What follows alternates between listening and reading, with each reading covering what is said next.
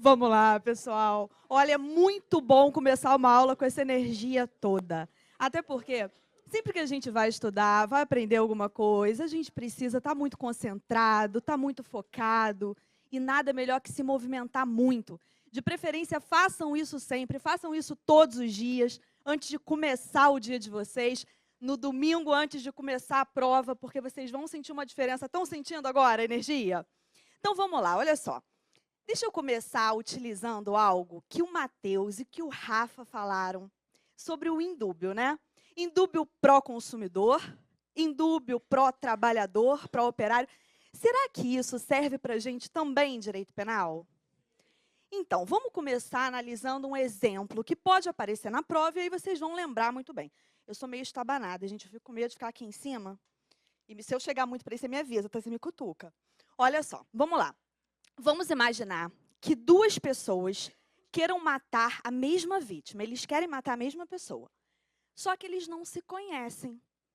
E aí, por coincidência, eles vão até o local onde essa pessoa mora. Eles vão se colocar, cada um de um lado da casa onde a pessoa mora, e vão esperar essa pessoa chegar do trabalho. Essa pessoa todo dia chega do trabalho, umas 10 horas da noite. Quando a pessoa chega, eles que, por coincidência, estão com uma arma do mesmo calibre, atiram nessa pessoa. E a pessoa morre. E os dois querem o quê?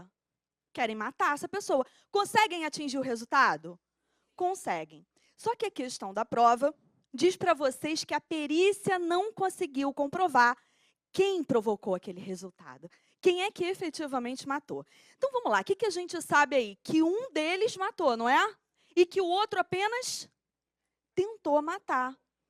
Bom, a vítima morreu, os dois queriam a morte da vítima, mas se a gente vai trabalhar com indúbio pro réu, então, nesse caso, ambos vão responder por tentativa de homicídio. Essa é a chamada autoria colateral. Na autoria colateral, a gente não tem o concurso de pessoas, o concurso de agentes. Porque no concurso de pessoas, as pessoas elas têm que estar alinhadas com o mesmo objetivo. Então, entre elas, deve haver o liame subjetivo. Se nós não temos liame subjetivo, cada um responde pelo seu crime, cada um responde pelo seu resultado. Só que se a gente não sabe quem é que atingiu o resultado, então a gente não pode imputar aos dois o crime de homicídio consumado. Para os dois vai ser tentativa. E se fosse diferente? E se a perícia dissesse que um efetivamente conseguiu atingir o resultado, matou, e o outro não? Fácil. Porque se cada um responde pelo seu próprio crime, pelo próprio resultado que conseguiu atingir, então, para um, o homicídio seria consumado e para o outro, o homicídio seria tentado. Mas pode ser diferente ainda. E se na hora que o segundo atingiu a vítima, essa vítima já estava morta? A gente pode ter ainda uma terceira possibilidade aparecendo na prova.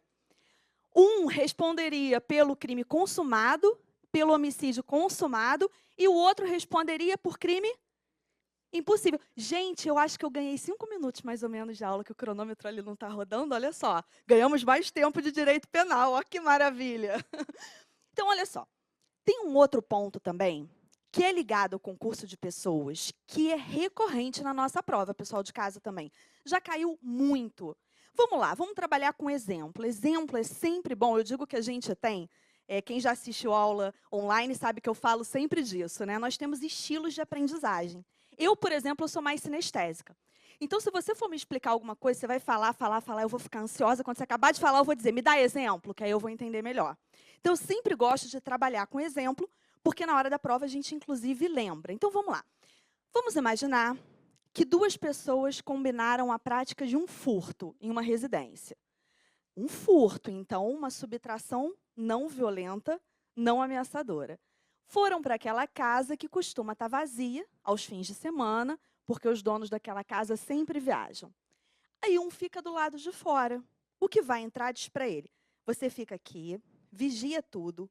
Qualquer coisa você me manda uma mensagem, me avisa e eu recolho tudo, entra com 2 malas, recolho tudo, chega aqui fora a gente divide. Beleza.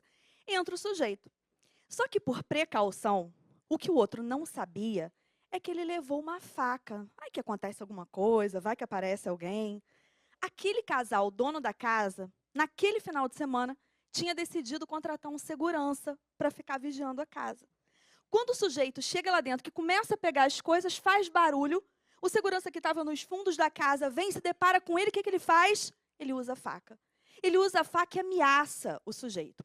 Naquele momento, para aquele que está praticando aquela grave ameaça, o que era um crime patrimonial de furto, acabou de se transformar em um roubo. Agora, raciocinem comigo. Nesse exemplo, até o momento que eu estava falando para você que eles combinaram, foram até o local, um ficou lá fora, o outro entrou, eles estavam alinhados na combinação deles? Sim, porque eles combinaram qual crime? Um furto. Mas a partir do momento em que o furto para um deles se transformou em um roubo, houve um desvio. Houve um desvio subjetivo, porque o que estava lá dentro resolveu empregar grave ameaça e praticar uma outra conduta. Ah, então houve um desvio subjetivo de conduta.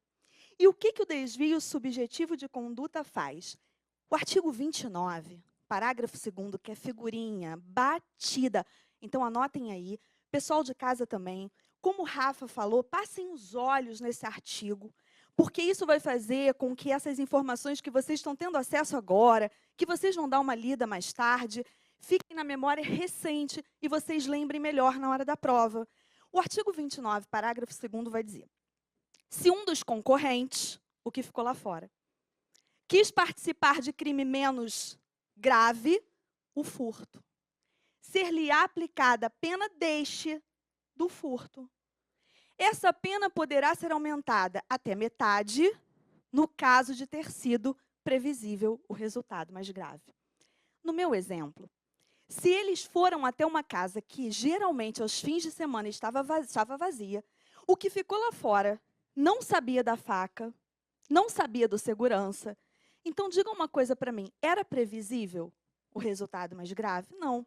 Então, embora a gente tenha conseguido perceber liame subjetivo até um determinado momento, para caracterizar concurso de pessoas, a partir de um determinado momento, houve o desvio subjetivo de conduta, o que faz com que aquele que ficou lá fora responda apenas pelo crime de furto.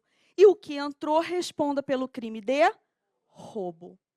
E aí, veja bem, vamos aproveitar que a gente está trazendo algumas dicas de concurso de pessoas e vamos unir isso um pouco com a parte especial. Vamos falar sobre um crime que também já caiu em muitas questões na nossa prova, que é o crime de peculato. Diga uma coisa para mim. No crime de peculato, qual é a principal particularidade dele? Ser praticado por um funcionário público. Ele é um chamado crime próprio. Ele exige uma especial qualidade daquele que está praticando. Só que se nós formos pensar nas modalidades de peculato, são inúmeras. O artigo 312, ele traz peculato quando o funcionário público se apropria, ele traz peculato quando o funcionário público desvia, ele traz peculato quando o funcionário público subtrai. É o chamado peculato furto. Tem cara de furto, tem jeito de furto, tem subtração, mas já que ele é cometido pelo funcionário público, já que ele tem essa particularidade, então isso faz com que vocês apliquem o princípio da especialidade e marquem na prova peculato. Só que, veja bem, é possível que o funcionário público esteja sendo auxiliado por uma outra pessoa. E é possível que essa outra pessoa não seja funcionário público. Então, eu imagino o seguinte, eu trabalho numa universidade pública.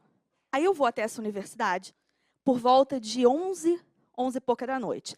Tem alguém dando aula, geralmente, na universidade, 11 e pouca da noite? Não, né? As aulas terminam 10 e pouca. Aí eu vou até o local e aí eu chamo a minha irmã para ir comigo. Minha irmã, que anda sempre junto comigo, que sabe tudo da minha vida. Então, a minha irmã sabe que eu sou funcionária pública. Aí a minha irmã vai junto comigo. Eu chego no local, chego para o segurança da faculdade e digo para ele, poxa, Júnior, eu esqueci a minha carteira na sala dos professores. Você acredita nisso? Ele, professora, poxa, isso deve ser o estresse, né? Aí eu entro, ele deixa eu entrar, porque eu sou professora, ele me conhece, ele deixa eu entrar, eu vou até a sala dos professores, só que eu não pego carteira, porque eu não esqueci carteira nenhuma. Eu pego 4 computadores que ficam lá na sala dos professores para a gente poder usar durante as aulas. A gente usa e devolve os computadores. Aí eu coloco 2 na minha mochila, a minha irmã coloca 2 na mochila dela, sabendo de tudo, e a gente sai da universidade e vai embora. Nesse caso, embora eu é que tenha particularidade de ser funcionária pública, a gente vai aplicar um artigo do Código Penal, que também é uma figurinha recorrente na nossa prova, que é o artigo 30. E o artigo 30 do Código Penal, ele traz para a gente uma regra e uma exceção. Qual é a regra? A regra é que sempre que nós estivermos diante de circunstâncias ou condições de caráter pessoal, elas não vão se comunicar. Imagina o seguinte, você comete um crime comigo. Eu sou reincidente. O que você tem a ver com isso? Nada. Então, como é que a minha reincidência vai se comunicar a você? Só que a exceção que o artigo 30... Não falei, gente, olha só. Olha o tamaninho disso aqui, olha onde eu consegui me encaixar aqui. Só que o artigo 30 ele vai trazer a exceção que é a seguinte, se as circunstâncias ou condições de caráter pessoal, elas forem elementares do crime, elas vão se comunicar. E no peculato, ser funcionário público é justamente o quê? Uma condição de caráter pessoal que está lá no artigo 312, que funciona como elementar do crime. Então, nesse caso, essa minha particularidade vai se comunicar para minha irmã. A minha reincidência não se comunicaria para você, porque não é uma elementar do crime. Mas a condição de funcionário público é, então ela vai se comunicar. E eu e a minha irmã vamos responder, então, juntas pelo crime de peculato. É por isso também que quando a gente está diante de um outro crime, que é o infanticídio, quem aqui lembra das particularidades do crime de infanticídio? Estado puerperal, o que mais? A mãe, né, que mata o próprio filho, o que mais? E ela faz isso quando? Ou seja, nós temos 3 características, né? Quem mata, quando mata e por que mata. Quem mata quando mata, porque mata. Quem mata quando mata, porque mata. É disso que você tem que lembrar. Quem mata? A mãe, ela mata quem? O próprio filho. Ela faz isso quando? Quando é que ela mata? Aspecto temporal. Quando é? Logo após o parto ou durante o parto. E ela faz isso porque ela está abalada psicologicamente. Ela faz isso porque ela está influenciada pelo estado puerperal. E o enfermeiro que ela chama para ajudar? Ele é mãe? Ele está influenciado pelo estado puerperal? Ele teve parto? Não. Mas a maioria esmagadora da nossa doutrina, tão esmagadora que dá para cair em prova. Tem uma pequenina controvérsia. Mas eu não estou falando daquela situação em que é o terceiro que vai matar e a mãe vai ajudar. Não, eu estou dizendo que quem mata é a mãe. E para isso ela vai contar com a ajuda de um terceiro. Então, bom, se a gente olha para o artigo 123, e ele exige que ela seja mãe, que tenha tido o parto, e que ela esteja influenciada pelo estado puerperal, é tudo elementar do crime, não é? É tudo de caráter pessoal, não é? Então, pela exceção do artigo 30, vai se comunicar. Vai se comunicar, atenção, da mãe para o terceiro. Por isso que eu não coloquei no meu exemplo o contrário. Cris, e se a prova colocar o contrário? Bom, aí a gente vai ter que lutar pela anulação da questão. Porque se for o contrário, aí é amplamente controvertido. Então, quando é a mãe, tudo é dela. Tudo é com ela. Ela é a mãe, ela está influenciada pelo estado puerperal e ela é que teve o parto. Vai se comunicar o enfermeiro e o enfermeiro que ficou, por exemplo, do lado de fora da porta do quarto, onde ela está asfixiando o filho, vigiando para ver se alguém ia chegar, esse enfermeiro poderá responder junto com ela pelo crime de infanticídio. Gente, o infanticídio, ele tem cara de homicídio. Ele tem jeito de homicídio. E ele poderia até ser um parágrafo do artigo 121. Mas ele tem particularidades. Por isso que aqui a gente também aplica o princípio da especialidade. O que vai fazer com que a mãe e o terceiro responda pelo mesmo crime. Ok? Outra coisa muito importante também, outro ponto que já caiu várias vezes na nossa prova. A distinção entre algumas modalidades de erro. No reta final, eu falei de 2. Eu falei do erro sobre a pessoa e do erro na execução. Agora eu gostaria de complementar isso com vocês e relembrar o erro de tipo e o erro de proibição. Então, vamos lá. Quando a gente fala em crime, Por exemplo, matar alguém. Matar alguém é crime? É? É? Tem certeza? Se uma pessoa mata outra, porque a outra está puxando uma arma para matar, é crime? Então, calma aí. Porque eu não estou perguntando se tem previsão na lei. Eu estou perguntando se é crime. E para você analisar isso na hora da prova, você tem que olhar aquilo que foi praticado e fazer a seguinte pergunta. Esse fato que eu estou olhando aqui, a pessoa matou a outra. Esse fato, ele é típico. Ele é ilícito. Ele é culpável. Já viram aquelas escadinhas? Eu uso muito, né, gente, que eu sou desprovida de tamanho, né? Deu para perceber. Às vezes me dizem que no vídeo pareço um pouco mais alta. Então, eu tenho uma escadinha lá em casa, ela tem 3 degraus. Então, eu vou no armário, subo na escadinha, na cozinha, subo na escadinha. Eu quero que vocês façam uma analogia. Por quê? Escada, quando a gente vai subir, a gente pula correndo no 3º degrau? Alguém aí faz isso? Eu não faço. A gente sobe um degrau de cada vez. É assim que eu quero que vocês pensem domingo na prova. O conceito de crime é isso. Primeiro eu analiso se tem tipicidade. Analisei. O Carlos deu um tiro no Mário e o Mário morreu. Estou no 1º degrau. Porque ele praticou uma conduta que deu causa a um resultado que está previsto na lei. Já já vocês vão entender o que isso tem a ver com erro. Aí eu vou para o 2º degrau. No 2º degrau, eu vou analisar o seguinte. Eu tenho, em relação ao fato típico que eu acabei de verificar, alguma excludente de ilicitude? Porque ilicitude é a regra. Via de regra, o fato ser típico é um indício muito grande para a gente de que a ilicitude vem coladinha, vem junto. Só que nós podemos ter uma excludente de ilicitude.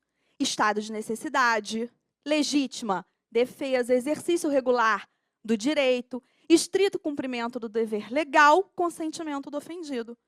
Aí, quando eu olho para o fato e vejo que não tem nenhuma excludente de ilicitude, eu vou para o 3º degrau da minha escada, um de cada vez para você não se enrolar. Quando a gente vai para o 3º degrau, a gente analisa se existe culpabilidade.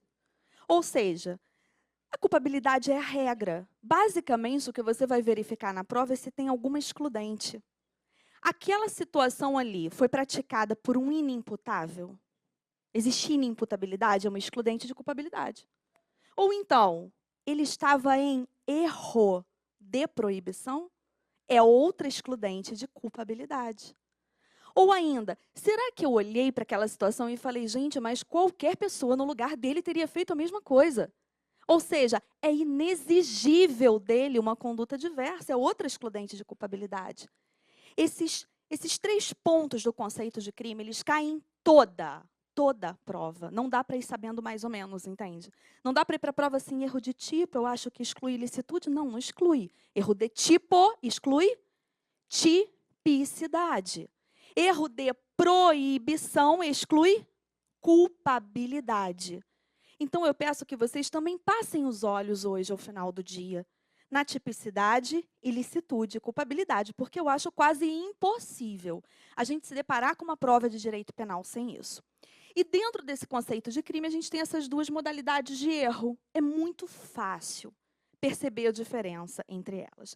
Esse não é um tema desafiador, esse é um tema tranquilo. Então, vamos lá. O erro de tipo, no artigo 20 do Código Penal, vai dizer para a gente sobre um erro que se caracteriza, que incide sobre um elemento constitutivo do tipo legal de crime. Vamos traduzir? Uma palavra do artigo. Uma palavra do artigo. No erro de tipo, eu erro sobre uma palavra do artigo. Matar alguém, eu erro sobre alguém. Transportar droga, eu erro sobre droga. Praticar ato libidinoso com menor de 14, eu erro sobre menor de 14. Gente, quantas vezes o examinador já cobrou na primeira e na segunda fase o erro de tipo no estupro de vulnerável? Ou não é verdade? Para quem tem o hábito aí de resolver prova anterior, é ou não é verdade?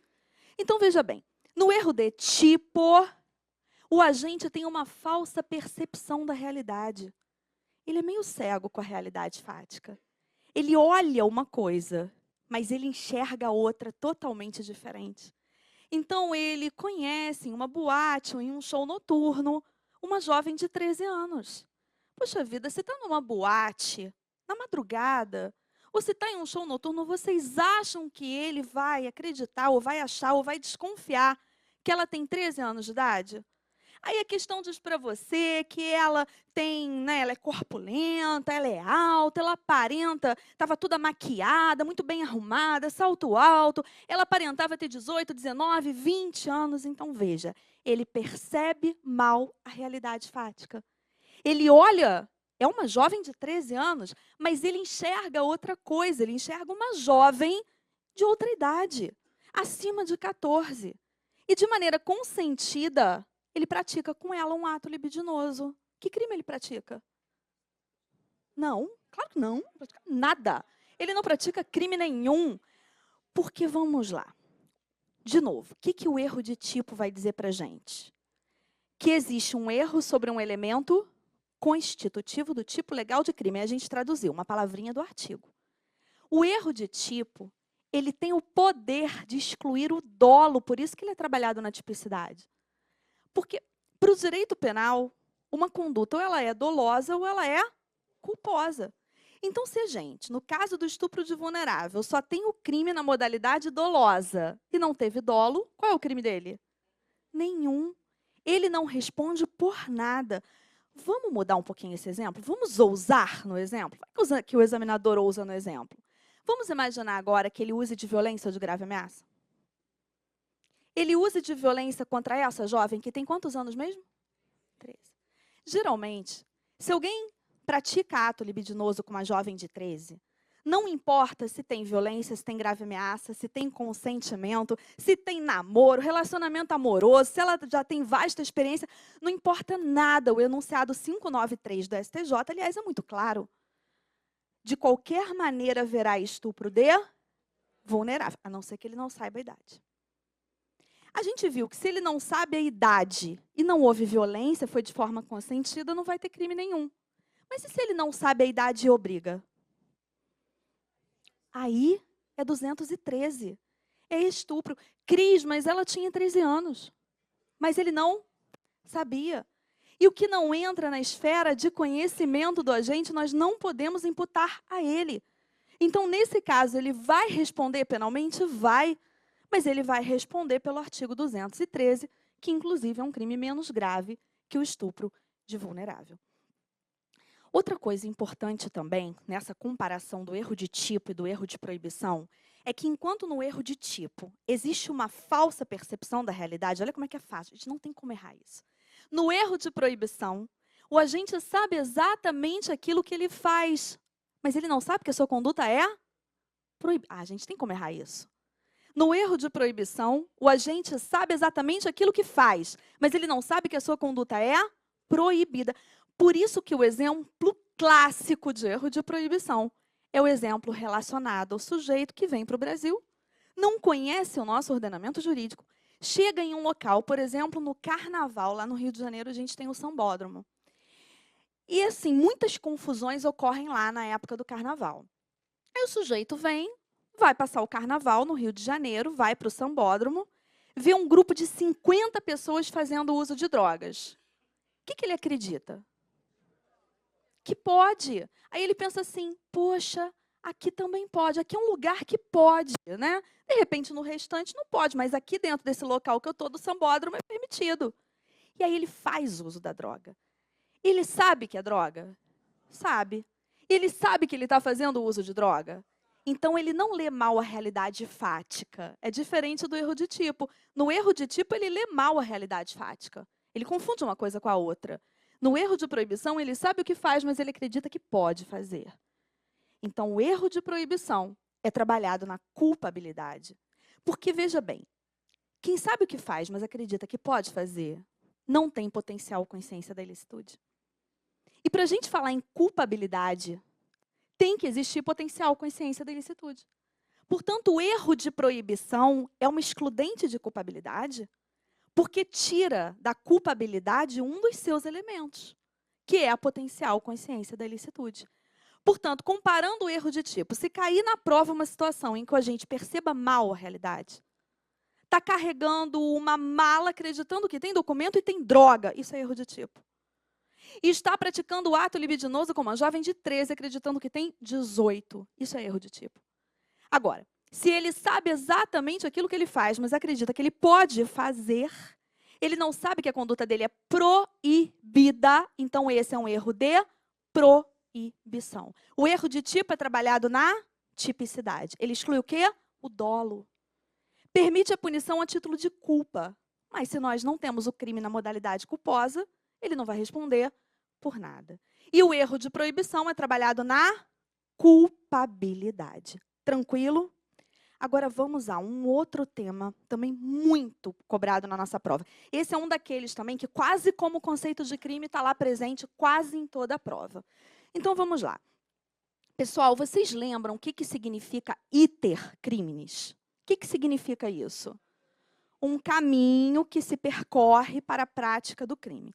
Geralmente, esse caminho ele é composto por etapas. E a maioria dos livros vai dizer que esse caminho tem 4 etapas. Eu cogito, eu penso em fazer. Pô, tô com uma raiva do fulano, cara, por mim ele poderia deixar de existir. E se eu matasse ele, como é que eu poderia fazer isso? Isso é cogitar. Até essa fase, o direito penal ele não me alcança. Porque o direito penal não pune a cogitação. Mas depois disso, depois que eu tenho a ideia, depois que eu resolvo realmente começar a fazer alguma coisa nesse sentido, eu vou preparar. Eu vou ingressar nos atos preparatórios. Então, por exemplo, numa situação de extorsão mediante sequestro, eu vou procurar o local que vai servir de cativeiro. Eu vou, de repente, subtrair um carro para levar a vítima até o local. Nessa fase, a gente não pode ainda punir alguém por tentativa do crime. Se o sujeito for descoberto nesse momento, alguém conta, alguém dá com a língua nos dentes, aí realmente se descobre que já tinha um lugar do cativeiro, já tinha um carro para transportar a vítima, já tinha arma para ameaçar a vítima, mas ele ainda não tinha nem chegado perto da vítima. Nesse caso, nós não podemos imputar a ele a tentativa de uma extorsão mediante sequestro, mas podemos imputar a ele os atos preparatórios. Ele pode responder, por exemplo, por um porte de armas. Ele pode responder pelo crime de furto do veículo automotor, mas ele ainda não pode responder pela extorsão mediante sequestro, porque ele ainda não ingressou nos atos de execução. Então, primeiro, cogitação. Segundo, preparação. Terceiro, execução. Para que ele finalmente atinja o quê? A consumação do crime. Em alguns casos, a consumação vem muito rápido. Em alguns casos, a consumação vem com a prática daquela conduta. Em alguns casos, você não precisa enxergar o que a gente chama em direito penal de resultado naturalístico. Em alguns casos, basta que o sujeito pratique a conduta para que o crime já esteja consumado. São os chamados crimes formais. Então, olha, nós temos na prova da OAB alguns desses crimes que também caem de maneira muito recorrente em questões quase iguais. Tem 2 artigos que dizem respeito a crimes contra a administração pública, que são concussão e corrupção passiva. Qual é a diferença entre a concussão e a corrupção passiva? O verbo. O verbo, olha só, concussão, corrupção passiva. Qual o crime que tem um nome mais forte? Concussão, corrupção passiva. Qual que tem um nome mais forte? Concussão. Na concussão é exigir. Exigiu, está consumado o crime. Na concussão, quando o funcionário público exige, se eu sou funcionária pública, aí eu chego para você, exijo de você, digo, olha, se você não me pagar 5.000, eu não emito o documento que você precisa. É assim, se você quiser, beleza. Se você não quiser, problema seu. Quem fica prejudicado é você. Eu estou solicitando ou eu estou exigindo? Exigindo. Então, qual é o meu crime? Concussão. Aí ela sai dali, não me paga nada, sai do local onde eu fiz essa exigência para ela, vai até a delegacia e narra todo o ocorrido. Eu não consegui vantagem nenhuma. O meu crime está consumado ou está tentado? Consumado, porque ele é um chamado crime formal. A corrupção passiva também. Se eu solicitar, já está consumado. Se eu aceitar uma vantagem, uma promessa de vantagem, já está consumado. Cris, mas você só iria receber semana que vem. Mas eu aceitei a promessa. Eu marquei com você. Então, o meu crime está consumado. Tem um outro ainda que não está no Código Penal e é uma questão legal, porque ela pode cair em direito penal, mas ela pode cair em ECA também, que é o crime, já caiu em direito penal, que é o crime de corrupção de menores, do artigo 244b do ECA. Esse também é um crime formal. O que significa que se eu resolver praticar, por exemplo, um roubo, e o menor for junto comigo, pode ser que ele que tenha me levado.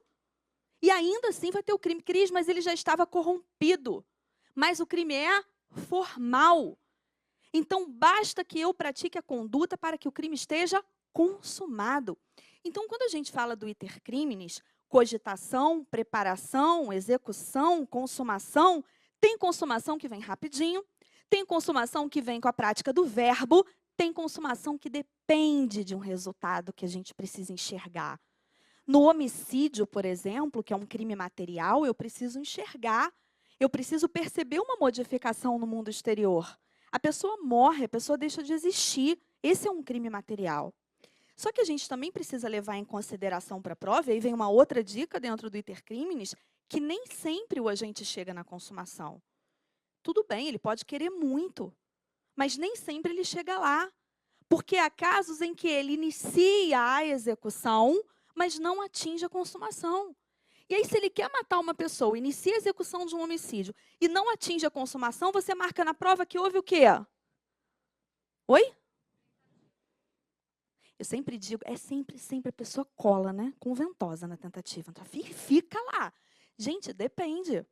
Tudo que eu falei para vocês foi que ele inicia a execução e não atinge a consumação. Vocês nem me deixaram dizer por quê.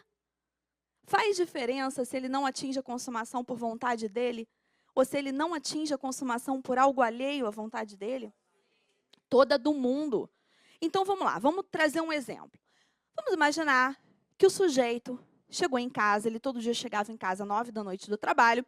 Aí, naquele dia, uma sexta-feira, ele resolveu fazer uma surpresa para a esposa dele, resolveu chegar em casa para almoçar com a esposa dele e foi bem mais cedo para casa, foi na hora do almoço. Só que quando ele chegou lá, o casamento estava meio em crise, por isso até que ele resolveu fazer a surpresa. Quando ele chega lá, ele surpreende a esposa dele com o melhor amigo dele. E os dois não estão só conversando. Esse sujeito fica revoltado, dominado pela violenta emoção. Ele tem porte de arma. Ele pega a arma, atira na esposa para matar, com intenção de matar.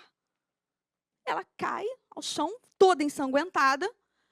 Diga uma coisa para mim, em um primeiro momento. Esse sujeito, ele pode responder por um crime de homicídio? Pode, ele queria matar, não é? Nós teríamos uma situação aí de um homicídio privilegiado. Existe a conduta sendo praticada sob o domínio de violenta emoção, logo em seguida a injusta provocação da vítima. Só que tem um detalhe. A questão diz para você que quando ele vê a mulher ensanguentada, ele olha para aquilo e pensa, gente, como é que eu fui fazer isso? Como é que eu vou viver sem o amor da minha vida? Essa mulher para mim é tudo. Aí ele pega a esposa, coloca dentro do carro, leva a esposa para o hospital, contrata a melhor equipe médica, a esposa sobrevive, na semana seguinte está pronta para outra, sem qualquer sequela, ótima. O que ele queria quando ele praticou a conduta? Matar. Ele praticou a conduta intencionando a morte. A conduta até seria apta a matar. Só que ele praticou, depois disso, uma outra conduta. Exatamente, para impedir que o resultado se conseguiu. Então, o arrependimento dele foi um arrependimento eficaz, porque ele conseguiu impedir que o resultado se produzisse. Quando a gente inicia a execução e não atinge a consumação, guardem uma coisa e lembrem no dia da prova. A chance de ser tentativa é de 25%. É matemático, a chance de ser tentativa é de 25%. Porque entre execução e consumação você pode ter tentativa, crime impossível, desistência voluntária e arrependimento eficaz. Você só vai pensar em tentativa se a questão mostrar para você que o agente iniciou a execução e não atingiu a consumação por algo alheio à vontade dele. E ainda assim, calma, porque eu não disse que a chance de ser tentativa é de 30 e poucos por cento, 50%, eu disse que é de 25%. Pode ser crime impossível. Você, quando perceber que ele não atingiu a consumação por algo alheio, você vai fazer a seguinte pergunta, mas era possível atingir? Quer ver? Quero matar alguém. Aí conto para você, só que você é muito minha amiga. Você não quer me ver respondendo a um processo por homicídio, preso, causando a morte de alguém. Aí você pergunta como eu vou matar. E eu digo para você que, inclusive, eu já consegui a arma, ela está dentro da minha bolsa, eu vou no banheiro. Aí o que você faz? Você abre a minha bolsa, desmunicia minha arma, tira toda, ainda dá uma quebradinha no gatilho. tá? Ficar absolutamente mesmo. Sem munição já seria. Mas, enfim, só para reforçar o exemplo. Aí vou, toda animada, matar a pessoa, fazer o que eu quero. Chego na casa da pessoa, a pessoa abre a porta para mim, eu empunho a arma, aperto, aperto, aperto, gatilho mole, arma desmuniciada. Diga uma coisa para mim, consegui matar? Era possível? Era absolutamente impossível. Era totalmente impossível. Tinha alguma chance? Não. Crime impossível é quando a impossibilidade é absoluta. Totalmente impossível. Por isso, gente, que o enunciado 567 do STJ vai dizer para a gente que monitoramento eletrônico, vigilância eletrônica em estabelecimento comercial não torna o crime impossível. Claro que não torna. Imagina, a pessoa está lá monitorando 50 câmeras, 3 pessoas olhando, começam a conversar, se distrai, vai olhar o WhatsApp, vai ao banheiro, passa mal, sei lá. Deixa de olhar, dá para consumar o crime? Tem chance? É absolutamente impossível? É diferente do meu exemplo anterior? Então, olha, se for absolutamente impossível, crime impossível. E o artigo 17 do Código Penal, quando ele fala do crime impossível, ele justamente começa dizendo para a gente que não se pune a tentativa. Não se pune a tentativa. Quando por uma ineficácia absoluta do meio, ou por uma absoluta impropriedade do objeto, não é possível atingir a consumação. Então, cheguei na prova no domingo, olhei a questão. O sujeito queria matar, não conseguiu. Estou olhando para a questão e estou vendo que foi por algo alheio à vontade dele. Qual é a minha pergunta? Mas era possível? Era absolutamente... Se você pensar, não era possível, a arma estava desmuniciada. Era absolutamente impossível? Era. Tinha alguma chance? Não. Dava para matar naquele caso? Não. Não dá para matar com uma arma que está totalmente desmuniciada, ainda por cima quebrada. Não dá, não tem como, é totalmente impossível. Dá para ser tentativa de homicídio? Não, porque não se pune a tentativa. Quando por ineficácia absoluta do meio, ou por absoluta impropriedade do objeto, não era possível atingir a consumação. Então, eu posso, por circunstâncias alheias à vontade do agente, quando ele não consegue atingir a consumação, ter tentativa ou crime impossível. Agora, quando ele não atinge a consumação por vontade dele, eu posso ter desistência voluntária ou arrependimento eficaz. Desistência voluntária, arrependimento eficaz, tentativa e crime impossível. Por isso, a chance é de 25%. O exemplo que eu dei para vocês é de arrependimento eficaz, do marido que levou a esposa para o hospital, porque ele fez algo. O arrependimento eficaz importa sempre em um fazer algo. Desistência voluntária importa em um não fazer. Desistência voluntária importa em um não vou continuar.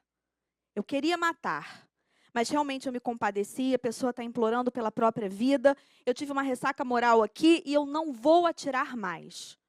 Eu vou deixar a vítima viva, por minha vontade. Na desistência voluntária, eu posso prosseguir, mas eu não quero. É o contrário da tentativa, né? Na tentativa, eu quero prosseguir, mas eu não posso prosseguir. Só que a prova pode cobrar de você, e já fez isso, o nome do instituto, para você marcar se houve desistência voluntária, se houve arrependimento eficaz, se houve tentativa, se houve crime impossível, mas pode cobrar também de você o crime pelo qual o sujeito vai responder. E no caso de desistência voluntária ou de arrependimento eficaz, a resposta é a mesma. Porque neles você esquece, anula, abstrai. Esquece o que o sujeito queria e olha para o que ele causou. Esquece que ele queria matar. Olha para a lesão corporal que ele provocou. E aí o crime pelo qual ele vai responder será de lesão corporal. Em direito penal, eu quero dar mais umas 2 dicas para vocês importantes. E uma delas eu considero muito importante para a nossa prova, porque envolve 2 temas fundamentais. Um deles é progressão de regime, que cai sempre também. O outro é alteração legislativa, aplicação da lei penal no tempo. A gente está sempre muito acostumado a ver em primeira fase, em segunda fase, a prova cobrando da gente progressão de regime em crime hediondo e em crime não hediondo. E, a princípio, isso fica muito fácil de você visualizar, porque você tem ali um limite temporal que você trabalha. A lei de crimes hediondos, antigamente, ela não admitia progressão de regime. Quando que ela começou a admitir? Quando que ela foi efetivamente modificada? A letra da lei em 2007. Só que antes disso, o Supremo Tribunal Federal já vinha concedendo progressão de regime em crime hediondo. já admitia, porque entendia que aquela previsão do regime integralmente fechado era uma previsão inconstitucional. Só que o STF não podia legislar. Então, a progressão do regime, naquela época, de 2006 até 2007, ela era igual para qualquer crime. Era de 1/6. Com 1/6, progredia. Ia do fechado para o semiaberto, do semiaberto para o aberto. Só que quando a lei de crimes hediondos ela foi alterada, a partir daquele momento, a partir da vigência da lei, que foi em março de 2007, isso mudou para os crimes hediondos equiparados. Passou a ser para o primário de 2/5 e para o reincidente de 3/5. Quem comete crime hediondo, a princípio, a partir dessa data, só a partir dessa data, gente, só a partir de março de 2007, vai progredir com 2/5 ser primário, com 3/5 se reincidente. Agora, imaginem um exemplo comigo. O crime de favorecimento à prostituição de menor de 18 anos, hoje em dia, ele é um crime hediondo. É o artigo 218b do Código Penal. Imagine que você se depara com esse crime na hora da prova. Essa pessoa praticou esse crime. Essa pessoa praticou esse crime em 2010, diz a questão para você. Essa pessoa é primária, diz a questão para você. Então, ela cometeu um crime hediondo, ela cometeu em 2010 e ela é primária. Com quanto tempo ela progride de regime? Errado. Errado. Porque nós temos alterações legislativas na lei de crimes hediondos. Atenção na prova, seu limite, sua linha, não é sempre março de 2007. Em alguns crimes, sua linha é a data de vigência da lei, que incluiu aquele crime na lei de crimes hediondos. E uma característica do 218b, por exemplo, é que ele só passou a ser crime hediondo no dia 22 de maio de 2014. Cris, caramba, eu vou decorar a data. Olha só, pelo menos um ano. Geralmente, quando esses exemplos caem na nossa prova da OAB, a margem de tempo ela é grande. Eu dei um exemplo para vocês de 2010. 2010 está muito longe de 2014. Só com a Lei 12.978 é que o favorecimento à prostituição de menor passou a ser crime hediondo. Então, só para quem cometeu esse crime a partir do dia 22 de maio de 2014 é que eu posso trabalhar com a aplicação dos malefícios dessa lei. A mesma coisa se a gente pensar numa lei mais recente ainda. Em outubro do ano passado, no dia 27 de outubro do ano passado, o crime de porte ou posse ilegal de arma de uso restrito foi inserido no rol de crimes hediondos. Então, se cair na prova, porte ou posse de arma de uso restrito é crime hediondo. Porém, cuidado, o que você vai catar na questão? O que você vai procurar? Quando foi cometido? Porque, de arma de fogo de uso restrito, só de uso restrito. Aí você vai procurar na questão a data. Se esse crime foi cometido, por exemplo, em 2015, você vai aplicar os malefícios da lei de crimes hediondos? Não. Porque esse crime ele só passou a ser hediondo no dia 27 de outubro de 2017. Só no dia 27 de outubro de 2017 é que a Lei 13.497, nossa, quanto 7, entrou em vigor. Então, somente a partir dali, a partir de quem cometeu, a partir daquela data, que quem cometeu esse crime pode receber os malefícios da lei de crimes hediondos. Então, olha, para a maioria dos crimes hediondos, qual é a minha linha para verificar quantum de progressão do regime? Março de 2007. A não ser que o crime tenha se tornado hediondo depois disso. Aí, a partir dali. O 218b, que é o favorecimento da prostituição, a partir de 2014. O crime de porte ou posse de arma de uso restrito, a partir de 2017. E, logicamente, eu já acho mais fácil as novas qualificadoras do crime de homicídio. Feminicídio e homicídio funcional. Esses passaram a integrar o rol de crimes hediondos em 2015. Nós tivemos algumas alterações legislativas de 2014 para cá. Por isso, eu acredito que, se isso cair na nossa prova, a questão vai ser justa. A questão vai colocar um grande limite de tempo. 2009, 2010, 2011, você já sabe, opa, peraí, foi depois disso. Grandes alterações vieram a partir de 2014. Se pelo menos isso você lembrar, eu acho que meio caminho já está andado, ok? E aí, olha só, deixa eu começar com ECA, porque, na verdade, eu já ganhei um tempinho em direito penal, né? E eu quero começar, na verdade, com uma questão de ECA, que, de certa forma, mantém relação com isso que eu estava falando para vocês, com essa questão de direito intertemporal. Nós temos um crime, porque o Estatuto da Criança e do Adolescente, ele prevê direitos, ele prevê infrações administrativas e ele prevê infrações penais, ele prevê crimes em espécie. Nós temos um crime no ECA, que é o crime do artigo 243. O 243, ele vai criminalizar a conduta de entregar, de fornecer ao menor de 18 anos alguns tipos de substâncias. O ECA, logicamente, vai vedar uma série de produtos e, inclusive, alguns serviços para o menor de 18 anos.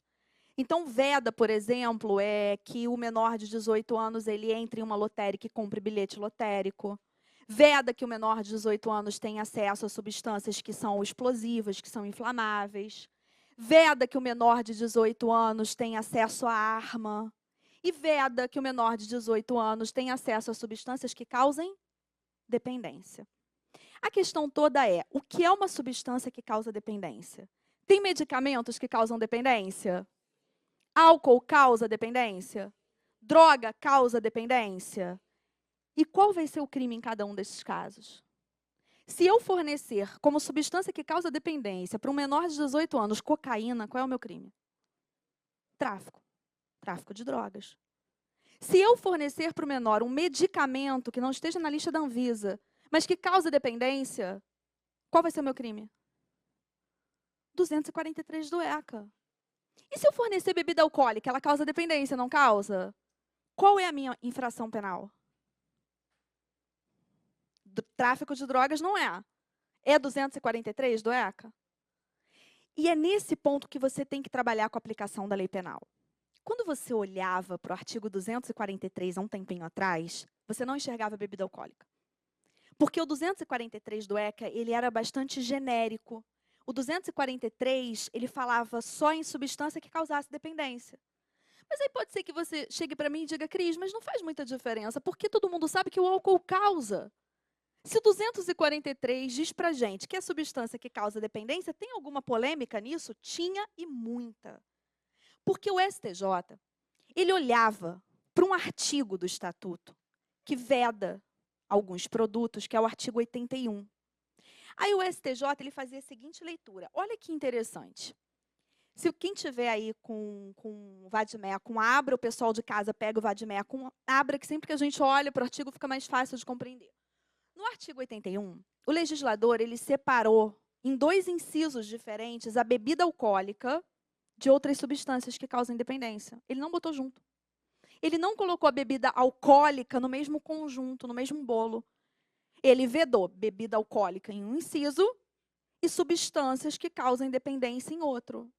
Aí o STJ disse o seguinte, poxa vida, se ele fez isso no 81 e no 243 ele só colocou substância que causa dependência, então bebida alcoólica não entra. E o STJ entendia, nessa época, estou falando de passado, por favor, o STJ entendia nessa época que se você servisse bebida alcoólica menor e não outra substância, você responderia por mera contravenção penal. Diga uma coisa para mim. O que é melhor? Aliás, melhor não, né? Menos pior. Responder por contravenção penal ou por crime? Contravenção penal. Aí, quando foi em 2015, surgiu uma lei, que foi a Lei 13.106. Essa lei entrou em vigor no dia 18 de março de 2015. Essa lei pegou a bebida alcoólica e enfiou no 243. Aí, hoje em dia, você tem as outras substâncias que causam dependência, exceto droga mesmo, que aí você vai usar a lei de drogas, e você tem a bebida alcoólica prevista expressamente ali. Bom, aí me diga uma coisa, tinha como o STJ manter o mesmo posicionamento? Tinha como o STJ dizer que seria mera contravenção penal? Porque agora estava na letra da lei. Está lá no artigo 243. Mas essa alteração, ela prejudica. Porque o que era mera contravenção penal passou a ser crime.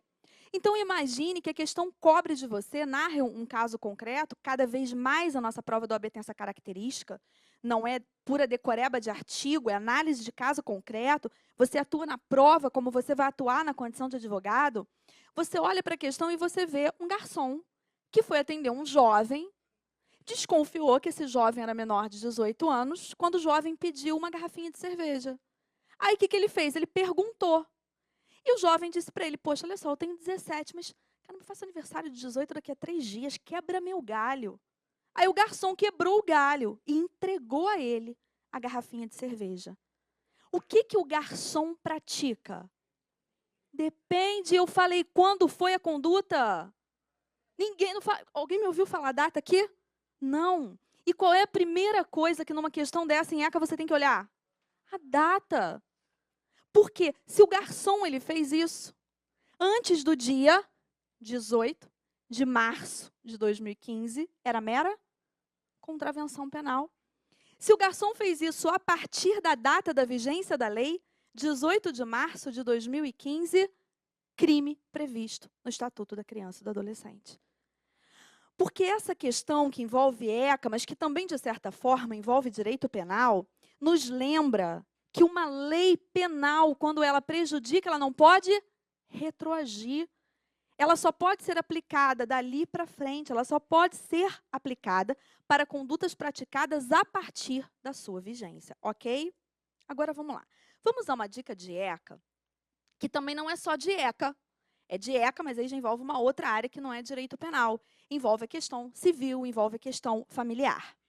O Estatuto da Criança e do Adolescente, ele prevê para a gente algumas medidas de proteção.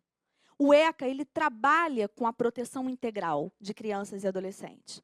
E uma dessas medidas tem a característica de ser um dos temas mais recorrentes na nossa prova. São 2 temas, internação e adoção. Eu conversei sobre internação no nosso reta final. Hoje eu quero falar com vocês sobre a medida de adoção. É uma medida de colocação em família substituta. As medidas de proteção, elas são várias e podem ainda ser outras que não estejam previstas na lei, porque o rol das medidas de proteção é um rol meramente exemplificativo. Mas a colocação em família substituta, ela está lá, prevista expressamente no artigo 101. E são 3 modalidades: guarda, tutela e adoção. Cris, por que adoção? Por que a gente vai conversar sobre isso? 2 motivos. Um, porque ele é um dos temas mais recorrentes na nossa prova. Outro, que esse tema acabou de ser alterado pela Lei 13.509, essa lei é do finalzinho do ano passado. Vocês acham ou não acham que isso é muito importante? A Lei 13.509, ela fez alterações em adoção e ela fez alterações em algumas modalidades de acolhimento. Então, vamos falar sobre essas alterações legislativas. Nós tínhamos, antes da vigência da 13.509, 2 prazos importantes. Eram prazos ligados ao acolhimento de uma criança ou adolescente.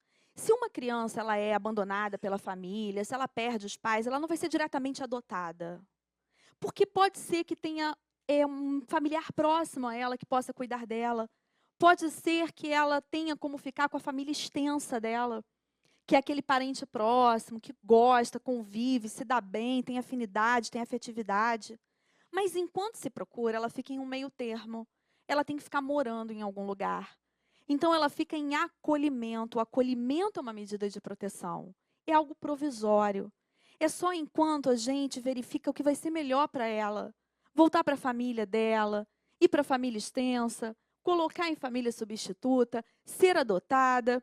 E o acolhimento ele vai se dividir em acolhimento familiar e institucional.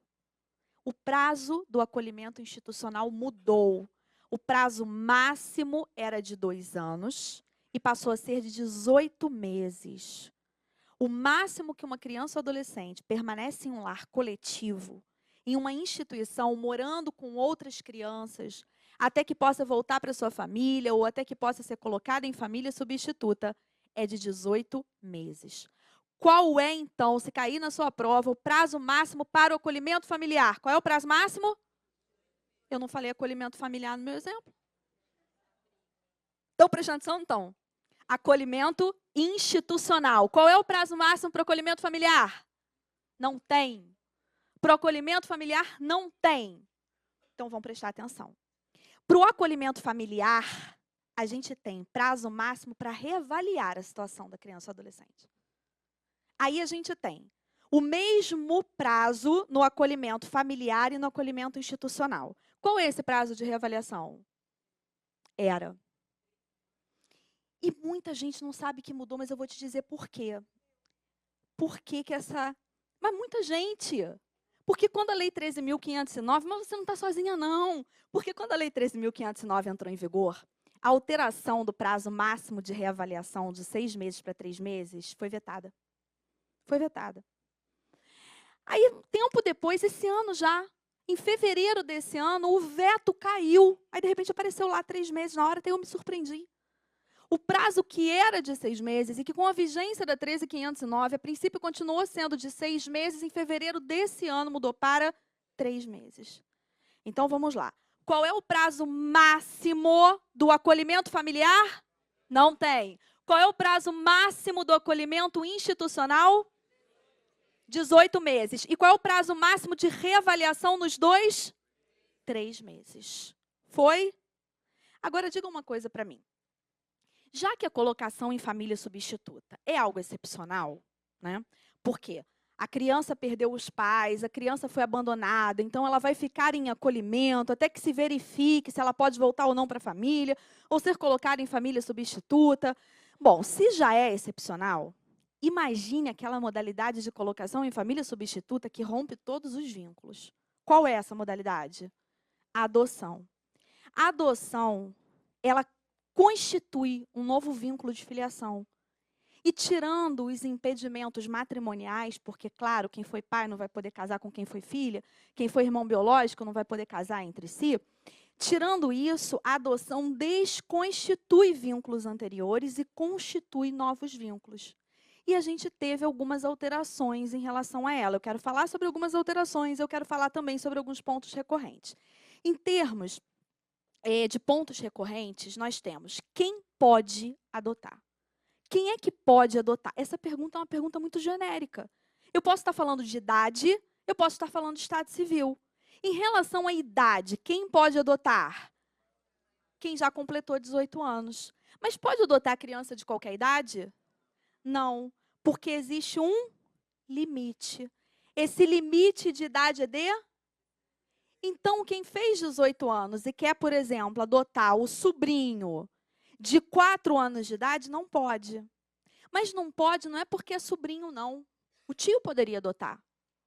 Não pode porque não existe a diferença mínima de 16 anos entre aquele que está adotando e aquele que está sendo adotado. Agora, veja bem. Será que a gente tem alguma limitação? Eu perguntei do exemplo do tio, mas será que a gente tem alguma limitação em relação a parentesco para adotar? Temos ascendentes e irmãos. O avô, a avó, o bisavô, a bisavó, eles podem ter a guarda, eles podem ter a tutela, nada impede isso. Mas eles não podem adotar. Teve uma questão uma vez que na nossa prova de primeira fase, foi uma questão, de novo, na terceira vez, não é possível. Uma questão que foi muito inteligente. A questão dizia o seguinte: a avó criava o neto. E criou o neto por muito tempo. O pai, um belo dia, apareceu do nada, depois de muitos anos, com um histórico criminal que não era legal, sem nenhum vínculo com aquele filho, e querendo simplesmente pegar o filho e começar a criar o filho a partir dali. Aí a questão perguntava assim: qual seria a medida definitiva para que essa avó ficasse responsável por esse neto? Olha que pergunta interessante. Não perguntou qual seria a medida possível. Possível a guarda seria, possível a tutela seria, possível seria com e sem destituição de poder familiar, mas a questão foi além e perguntou qual seria a medida definitiva. Mais definitivo que a adoção não tem, só que a avó não pode adotar. Então, a resposta poderia ser ação de adoção? Porque ascendentes e irmãos não podem adotar. Para não causar confusão de parentesco, é pai, é mãe, é tio, é irmão, é irmã, e até hoje eu me confundi. Para não causar essa confusão de parentesco e confusão patrimonial, o ECA faz essa proibição de que ascendentes e irmãos adotem. Então, o avô, a avó, o bisavô, a bisavó poderiam ter guarda e tutela, mas vamos lá. A pergunta era qual seria a medida definitiva. E aí nós tínhamos como opções guarda, guarda acumulada com destituição familiar, tutela acumulada com destituição familiar, adoção.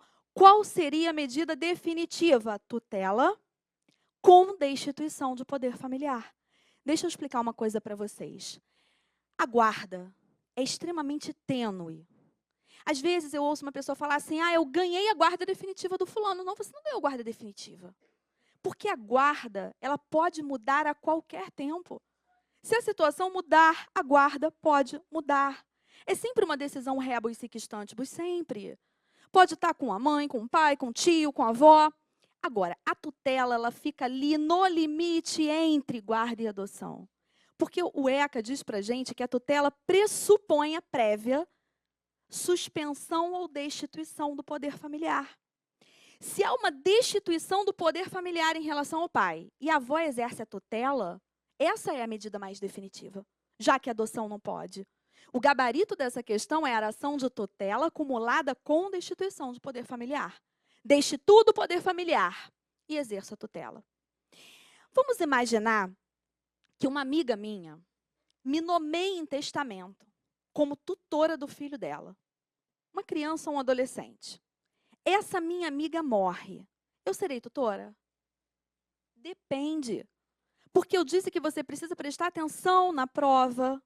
Se ela te fala algo sobre o poder familiar. Porque a tutela pressupõe a prévia decretação de perda ou suspensão do poder familiar. Se a minha amiga morre, eu estou nomeada como tutora em testamento, mas essa criança tem o pai perfeitamente apto a exercer o poder familiar, eu serei tutora? Não. A tutela necessariamente vai exigir perda ou destituição do poder familiar. O que se pode pensar é na guarda. Das três, guarda, tutela e adoção, a mais definitiva delas é a adoção. Diga uma outra coisa para mim. A gente teve também uma alteração no artigo 50 do ECA.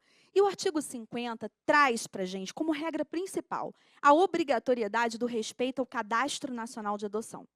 Muita gente acha que pode, por exemplo, chegar em uma instituição de acolhimento, começar a visitar, começar a criar vínculo com uma criança e dizer, essa aqui eu quero adotar. É assim que funciona? Não. Porque tem que existir um cadastro, é o Cadastro Nacional de Adoção. A pessoa que pretende adotar, ela vai procurar a Justiça da Infância e Juventude, ela vai passar por um procedimento prévio à adoção, que é o procedimento de habilitação, ela vai ser habilitada, ela vai estar numa espécie de fila, como uma criança, o adolescente também está, até que essas duas filas se cruzem e ela consiga adotar.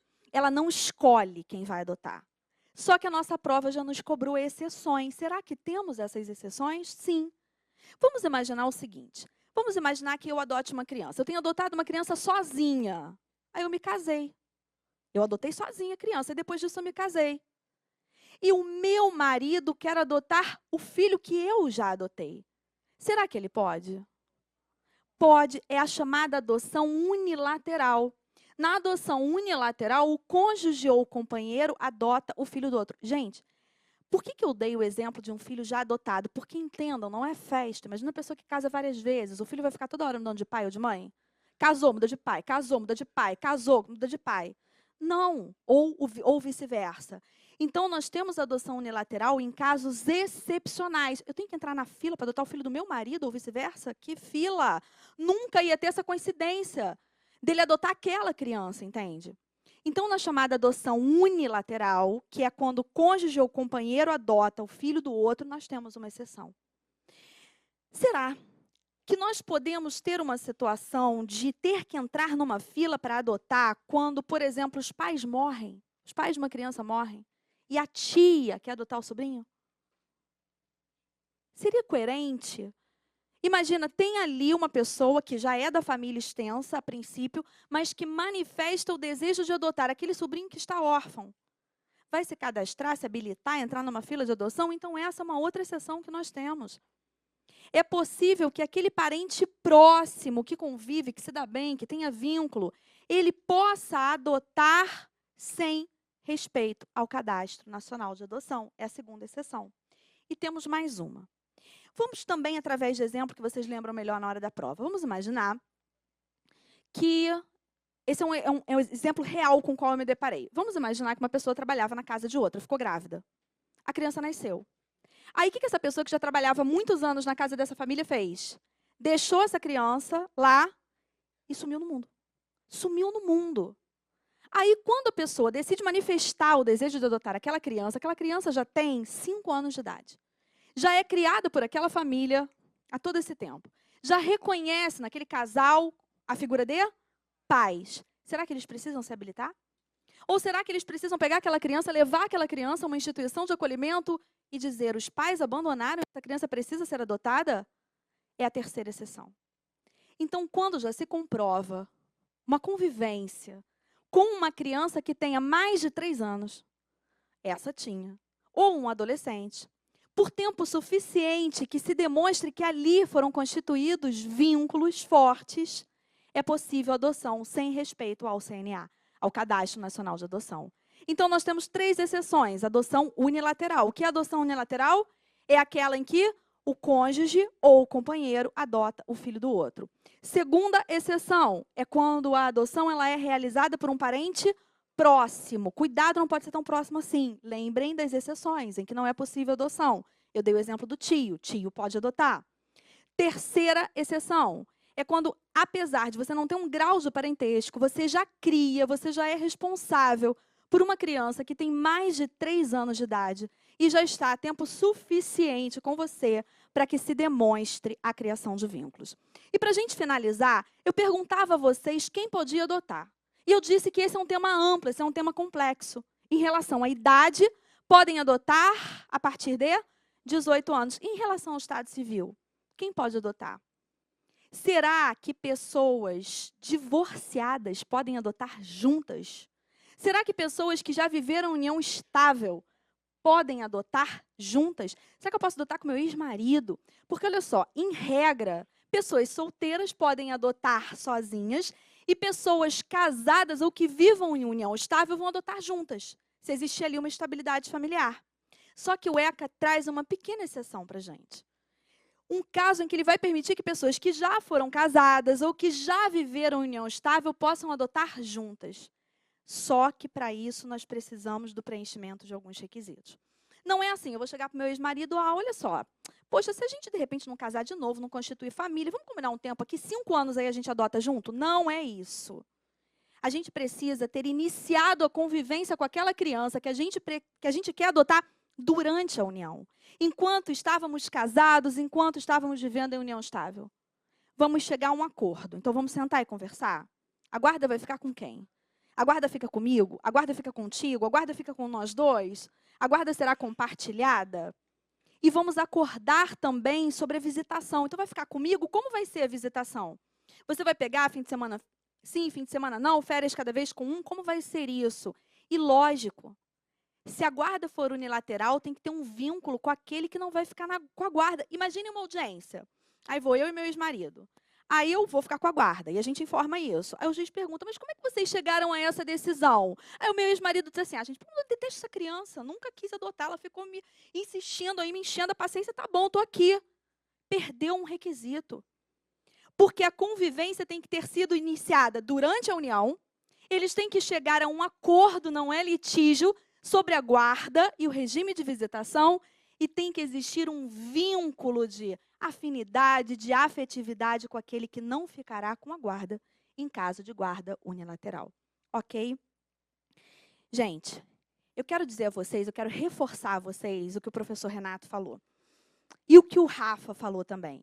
O estado emocional de vocês influencia muito. Às vezes a gente pensa assim, fazer o curso, ter acesso à matéria, é 100%, não é. Não é. É 50%. Diríamos assim. Todo o resto, vocês já estão em processo de preparação para essa prova, para fazer a prova. Hoje vocês já estão. Emocionalmente, a sua alimentação, o seu sono, tudo isso influencia no seu estado na hora da prova, na sua concentração, no seu raciocínio. Cuidado amanhã, na véspera da prova. Durmam bem, não se estressem, não se desesperem. Na hora de fazer a prova, respira fundo. Não passa a noite em claro, vou passar a noite em claro estudando. Sabe o que vai acontecer? Aquelas informações que você teve acesso, elas vão simplesmente sumir da sua memória de longo prazo. A gente precisa dormir bem para que as informações passem para a nossa memória de longo prazo. Levem tudo isso em consideração. Alimentação, sono, estado emocional, autoconfiança, fundamental. Acreditem realmente que essa será a prova da aprovação de vocês e que em breve vocês estarão conosco na segunda fase, tá? Que vocês façam uma linda prova, todo o carinho do mundo. Estarei com vocês de coração no momento da prova.